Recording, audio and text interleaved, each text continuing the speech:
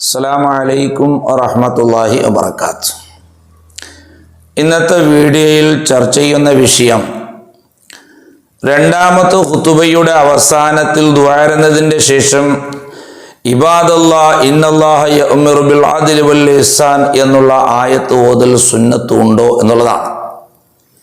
അത് ഓതിയത് കൊണ്ട് ഖുതുബന്റെ ഇടക്കും നിസ്കാരത്തിന്റെ ഇടക്കും സമയം നീളുന്നത് കൊണ്ട് ഓതൽ മുവാലാത്ത് മുറിയുമോ എന്നുള്ള സംശയങ്ങൾ പല ആളുകളും ചോദിക്കാറുണ്ട്.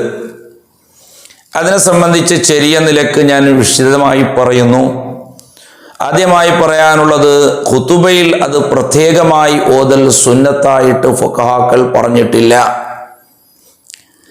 രണ്ടാമത്തെ ചോദ്യത്തിന് മറുപടി, മുവാലാത്ത് മുറിയുമോ? ഖുതുബന്റെ ഇടക്കും നിസ്കാരത്തിന്റെ ഇടക്കും അത് കൊണ്ടുവന്നാൽ മുവാലാത്ത് മുറിയുമോ? മുറിയുകയില്ല എന്നുള്ളതാണ് പറയാനുള്ളത്. കാരണം ദുആരന്നതിന്റെ ശേഷം ദ്വാരക്കലോടുകൂടെ ഖുതുബ അവസാനിച്ചു, അതിന്റെ ശേഷം ഒരു വാക്യം കൊണ്ടുവരാൻ പാടില്ല എന്ന് ഫുഖഹാക്കൾ എവിടെയും പറഞ്ഞിട്ടില്ല. മറിച്ച് ഇന്നല്ലാഹ യഅ്മുറു ബിൽ അദ്ലി വൽ ഇഹ്സാനി എന്നുള്ളത് ഒരുപാട് അവാമിറുകളും ഒരുപാട് നഹികളും ഉള്ളതായ ഏറ്റവും അജ്മ ആകുന്ന ആയത്താണ്. അജ്മഉ ഫിൽ ഖുർആൻ എന്നാണ് ഈ ആയത്തിനെ സംബന്ധിച്ച് പറഞ്ഞിട്ടുള്ളത്. ഖുർആനിൽ എല്ലാ ഉപദേശങ്ങളും ഉൾക്കൊണ്ട അതിമനോഹരമായ ആയത്താണ് ഈ ആയത്തിനെ സംബന്ധിച്ച് വിശദീകരിച്ചിട്ടുള്ളത് മുഫസ്സിരീങ്ങൾ. അപ്പൊ ഇത്രയും നല്ല ഒരു ഉപദേശം ദുആരുന്നതിന്റെ ശേഷം ജനങ്ങൾക്ക് കൊടുക്കുക എന്നുള്ളത് അത് ഖുതുബയുടെ ഭാഗമല്ല എന്ന് ആരും പറഞ്ഞിട്ടില്ല. അങ്ങനെ പറയാൻ സാധ്യവുമല്ല. അത് ഖുതുബയിൽ പെട്ടത് തന്നെയാണ്. ദുആരുന്നതിന്റെ ശേഷം പിന്നെ ഒരു ഉപദേശം ആയത്ത് കൊണ്ട് പറയാൻ പാടില്ല എന്ന് ആരും പറഞ്ഞിട്ടില്ല. അതുകൊണ്ട് ഖുതുബയുടെ ഭാഗത്തിൽ പെടുന്നത് കൊണ്ട് മുവാലാത്ത് മുറിയും എന്ന് പറയാൻ പാടില്ല. മുവാലാത്ത് മുറിയുകയില്ല എന്നുള്ളത് തന്നെയാണ്. പിന്നെ ഫുഖഹാക്കൾ എവിടെയും അത് പ്രത്യേകമായിട്ട് പറഞ്ഞിട്ടില്ല.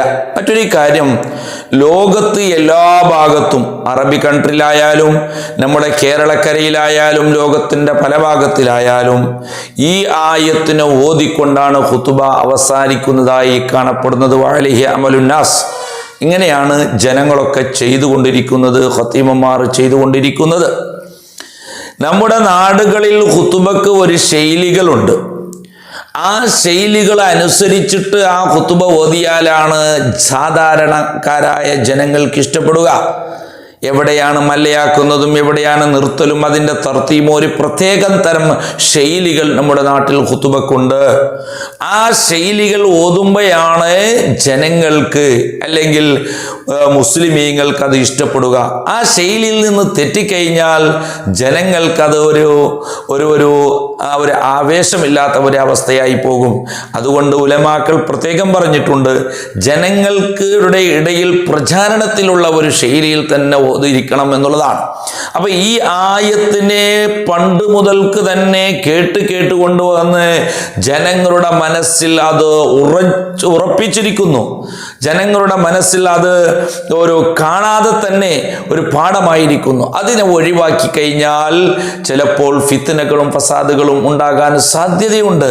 ഇതുവരെ പഴയ കാലം മുതൽ ആലിമീങ്ങൾ അനിഷിദ്ധ്യമായി കൊണ്ടുവന്ന ഈ ഒരു ആയത്തിനെ നിങ്ങൾ എന്തുകൊണ്ട് ഉപദേശിച്ചു എന്ന് പല ഫിത്നകളും ഫസാദുകളും ഉണ്ടാകാൻ സാധ്യതയുണ്ട്. അതിന് പുറമെ ഈ ആയത്ത് ആദ്യമായിട്ട് നടപ്പിലാക്കിയിട്ടുള്ളത് ഉമർ ഇബ്നു അബ്ദുൽ അസീസ് റളിയല്ലാഹു അൻഹു ആണ്. ഉമർ ഇബ്നു അബ്ദുൽ അസീസ് റളിയല്ലാഹു അൻഹു ആണ് ഈ ആയത്ത് ഓതാൻ വേണ്ടി കൽപ്പിച്ചിട്ടുള്ളത്. എന്തേ കാരണം? ബനു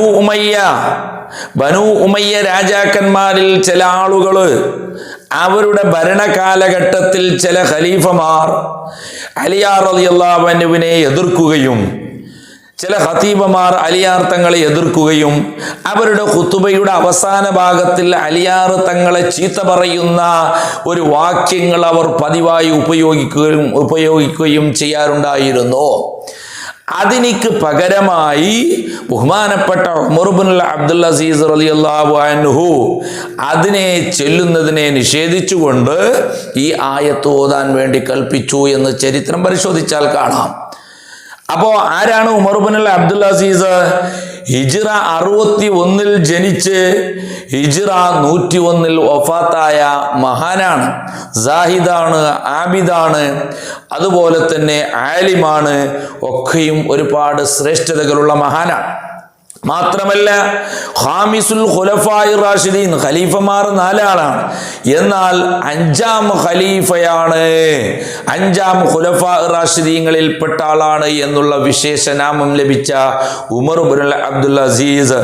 മാത്രമല്ല ഉലമാക്കൾ പറഞ്ഞതായി കാണാം, ഇന്നല്ലാഹ യബ്അതു ലിഹാദിൽ ഉമ്മത്തി അലാ റഅസി കുല്ലി മിഅതി സന മൻ യുഖർറിറു ലഹാ ദീനഹാ, ദീനിനെ ഉറപ്പിക്കാൻ വേണ്ടി എല്ലാ നൂറ്റാണ്ടുകളിലും ഒരു നേതാവിനെ അള്ളാഹു അയക്കും എന്നുള്ള ഈ ഹദീസിനെ വ്യാഖ്യാനിച്ചുകൊണ്ട് ഈ നൂറ്റാണ്ടുകളിൽ ആദ്യത്തെ നൂറ്റാണ്ട് അതിൽ ഉമർ ഇബ്നുൽ അബ്ദുൽ അസീസ് ആണെന്ന് റളിയല്ലാഹു അൻഹു മഹാനാണെന്നും പറഞ്ഞ ഒരുപാട് പണ്ഡിതന്മാരായി കാണാം.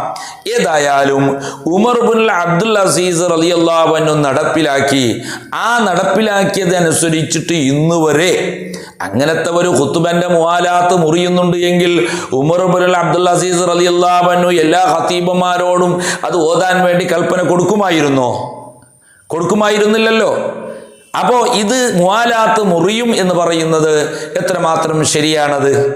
അതുകൊണ്ട് ആ ചരിത്രങ്ങളൊക്കെയും പരിശോധിച്ചാൽ നമുക്ക് മനസ്സിലാകുന്നതാണ്. മാത്രമല്ല റബ്ബന ഗഫിർ ലനാ വലി ഇഖ്വാനിന അല്ലദീന സബഖൂന എന്നുള്ള ആയത്ത്, ദുആ കൊണ്ടുള്ള ആയത്തും അതും മഹാനായ ഉമർ ഇബ്നു അബ്ദുൽ അസീസ് റളിയല്ലാഹു അൻഹു ആണ് ചെല്ലാൻ വേണ്ടി കൽപ്പിച്ചത് എന്നും വ്യാഖ്യാനങ്ങൾ കാണാം. അതുകൊണ്ട് ഇത് മുആലാത്ത് മുറിയും എന്ന് പറയുന്നത് അത്രമാത്രം ശരിയല്ല എന്നാണ് ഞാൻ മനസ്സിലാക്കുന്നത്.